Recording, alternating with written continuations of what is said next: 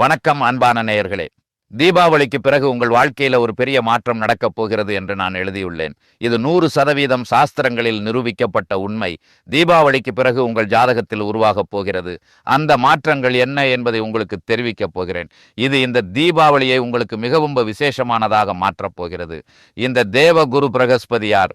உங்கள் ஜாதகத்தில் இவர் 8ஆம் வீட்டுக்கு அதிபதி, அஷ்டமாதிபதி. உங்கள் ஜாதகத்தில் 12ஆம் வீட்டுக்கு அதிபதி, விரையாதிபதி. மற்றும் கடந்த நீண்ட காலமாக உங்கள் தன பாவத்தில், அதாவது 2ஆம் வீட்டில் இருந்து வருகிறார். ரிஷபராசிக்காரர்களுக்கு தேவ குரு பிரகஸ்பதி இந்த ஜாதகத்தில் அஷ்டமாதிபதி ஆகிறார். இவர் சுப பலன் தர இயலாத கிரகத்தின் கீழ் வருகிறார். இவர் கடந்த நீண்ட காலமாக உங்கள் ஜாதகத்தில் தன பாவத்தில் வந்து அமர்ந்திருக்கிறார். அக்டோபர் 18ஆம் தேதி தேவ குரு பிரகஸ்பதி உங்கள் தன பாவத்தை விட்டு விலகி பராக்கிரம பாவத்தில், அதாவது 3ஆம் வீட்டில் உச்சநிலையை அடையப் போகிறார். பாருங்கள், புரிந்து கொள்ளுங்கள். நீங்கள் ஒரு ரிஷப ராசிக்காரர் என்றால் இந்த இடத்துல தேவ குரு பிரகஸ்பதி உங்களுக்கு நல்ல பலன்களை கொடுக்க போகிறார். ஆனால் அவர் எந்தெந்த சூழ்நிலைகளில் தடைகளை ஏற்படுத்தி கொண்டிருந்தாரோ அதில் இருந்து உங்களை விடுவிக்கும் போது அது உங்களுக்கு பெரிய நிம்மதியை கொடுக்கும். ஒருவருக்கு ஒரு நோய் இருக்கிறது, ஒரு பிரச்சனை அவரது வாழ்க்கையில் ஓடிக்கொண்டிருக்கிறது. அந்த நோயும் அந்த பிரச்சனையும் முடிந்து விட்டால் அது அவருக்கு எவ்வளவு பெரிய பரிசாக இருக்கும் என்று நீங்கள் புரிந்து கொள்ளுங்கள்.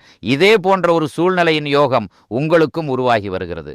இப்பொழுது பலரும் தேவ குரு பிரகஸ்பதி எப்போதும் மிகவும் நல்லது மட்டுமே செய்வார், அவர் கெடுதல் செய்வதே இல்லை என்று சொல்வார்கள்.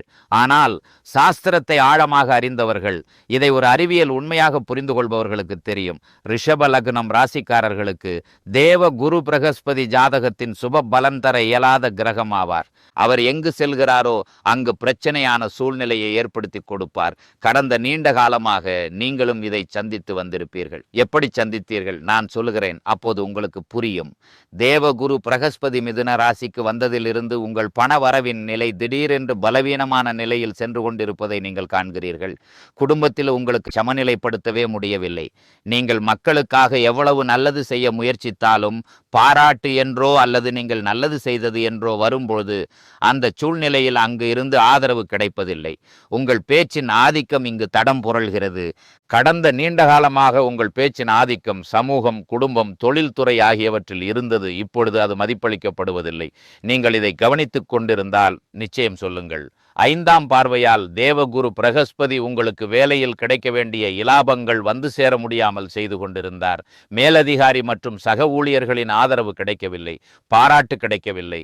இதே காலகட்டத்தில் இவர் உங்களுக்கு ஏதாவது கடன் போன்ற ஒரு சூழ்நிலையையும் ஏற்படுத்தி கொடுத்தார். சிறிய சிறிய ஆரோக்கிய பிரச்சனைகளையும் பாதித்தார். வேலைகளில் தடைகளையும் பார்த்து கொண்டிருந்தார். மற்றும் முயற்சி செய்தாலும் விளைவுகள் வரவில்லை.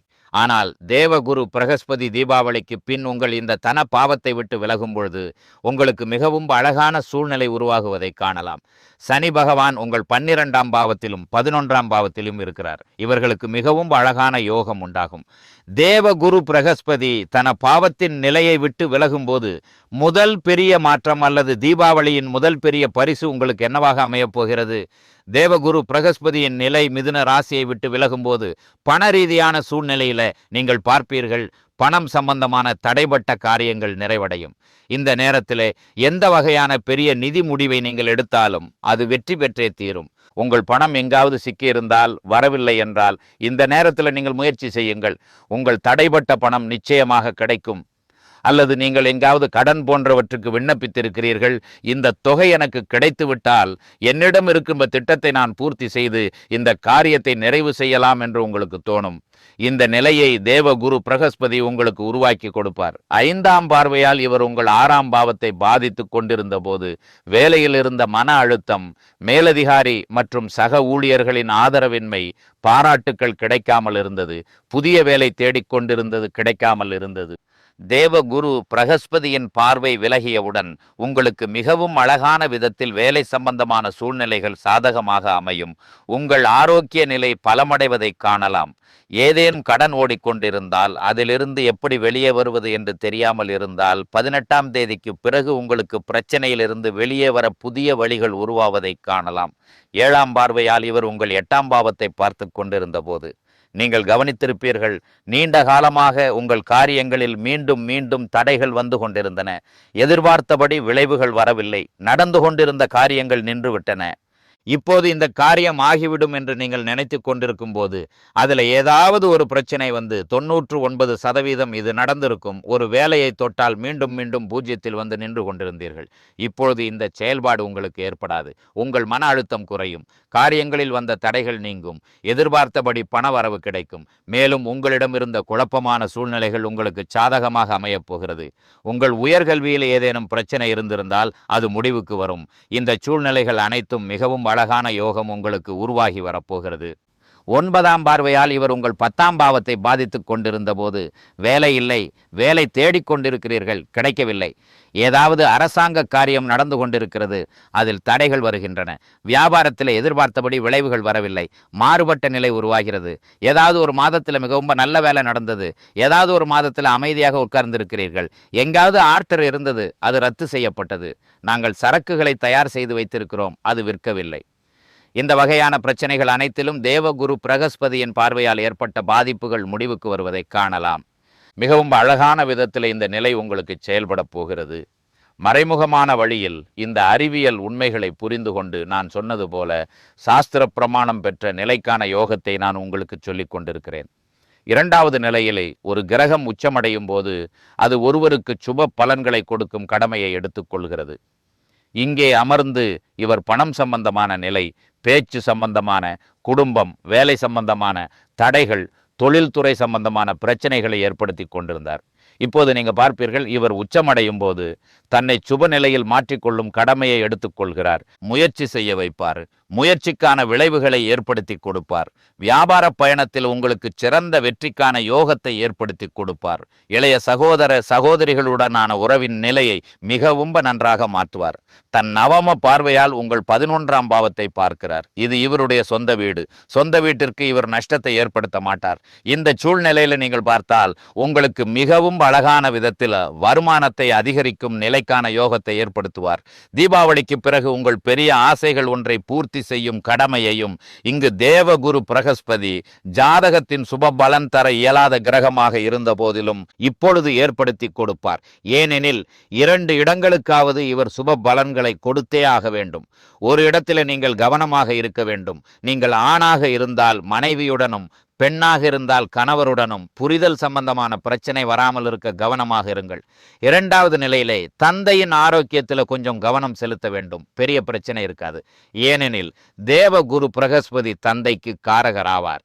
இவர் தன் காரகத்துவ நிலைகளை சேதப்படுத்த மாட்டார். எனவே கடந்த காலத்தை ஒப்பிடும்போது தேவகுரு பிரகஸ்பதியின் இந்த ராசி மாற்றம் உங்களுக்கு மறைமுகமான வழியில், நான் உங்களுக்கு ஆரம்பத்தில் கொடுத்த உதாரணம் போல, ஒருவர் நோயுற்றிருக்கிறார், ஆரோக்கியமாகிவிட்டால் அதைவிட சிறந்தது எதுவும் இருக்க முடியாது. எனவே நீண்ட காலமாக பாதிப்படைந்து உங்கள் வாழ்க்கையில் தடைகளை ஏற்படுத்தி கொண்டிருந்த உங்கள் இடங்களை இவர் ஆரோக்கியப்படுத்தப் போகிறார்.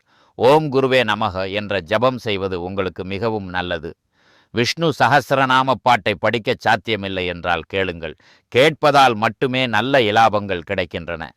நீங்கள் ஒரு ரிஷபராசிக்காரர் என்றால் வியாழக்கிழமை அன்று மஞ்சள் நிறத்தை பயன்படுத்தக்கூடாது மற்றும் வியாழக்கிழமை அன்று ஏதாவது ஒரு மஞ்சள் நிற பொருளை நிச்சயம் தானம் செய்ய வேண்டும். இந்த சிறிய 2-3 நிலைகளை பின்பற்றுங்கள். வெற்றி நிச்சயம் கிடைக்கும். நான் உங்களுக்கு சொன்ன நிலை 18ஆம் தேதிக்கு பிறகு உங்கள் வாழ்க்கையில் மிகவும் பெரிய மாற்றங்களை எடுக்கும் நிலைக்கான யோகம் மறைமுகமான வழியிலே தேவ குரு பிரகஸ்பதி இடத்தை விட்டு விலகியவுடன் உங்களுக்கு மிகவும் நல்ல இலாபங்களை எடுத்துச் செல்கிறது. இதை ஒரு உதாரணத்துடன் மேலும் விளக்குகிறேன். ஏனெனில் நீங்கள் எவ்வளவு சிறப்பாக இந்த ஆழமான கணக்கீட்டுடன் புரிந்து கொள்கிறீர்களோ அவ்வளவு சிறந்த முறையில் இந்த பலன்களை பெற முடியும். உங்கள் வீட்டில் உங்களுக்கு ஒரு காரியத்தை செய்ய வேண்டும் என்று தோன்றுகிறது. ஆனால் உங்கள் முன் யாரோ ஒருத்தர் உட்கார்ந்திருக்கிறார். அவர் இருக்கும்போது நீங்கள் அந்த காரியத்தை செய்ய முடியாது. உதாரணமாக பாட்டு கேட்க வேண்டும் அல்லது தூங்க வேண்டும். இது போன்ற ஏதாவது ஒரு காரியத்தை நான் உதாரணமாக சொல்கிறேன். இப்போது அந்த காரியத்தை நீங்கள் செய்ய வேண்டும். ஆனால் உங்கள் முன் யாரோ ஒருவர் உட்கார்ந்திருப்பதால் உங்கள் மனதின் விருப்பத்தை, உங்கள் ஆசையை பூர்த்தி செய்ய முடியவில்லை. அவர் இந்த இடத்தை விட்டு விலகிச் சென்றவுடன் நீங்கள் எதிர்பார்த்து கொண்டிருந்த அந்த காரியத்தை நிறைவேற்றலாம். இதே போன்ற ஒரு நிலையைத்தான் இங்கு தேவகுரு பிரகஸ்பதி ஏற்படுத்தி கொடுக்கிறார். இந்த தீபாவளி உங்களுக்கு மிகவும் மங்களகரமானதாக அமையட்டும். உங்கள் அனைத்து விருப்பங்களையும் பூர்த்தி செய்வதாக இருக்கட்டும். இந்த விருப்பத்துடன் உங்களிடம் விடைபெற விரும்புகிறேன். நாளை மீண்டும் ஒரு புதிய தகவலுடன் உங்கள் முன் வருவேன். அதுவரை வணக்கம்.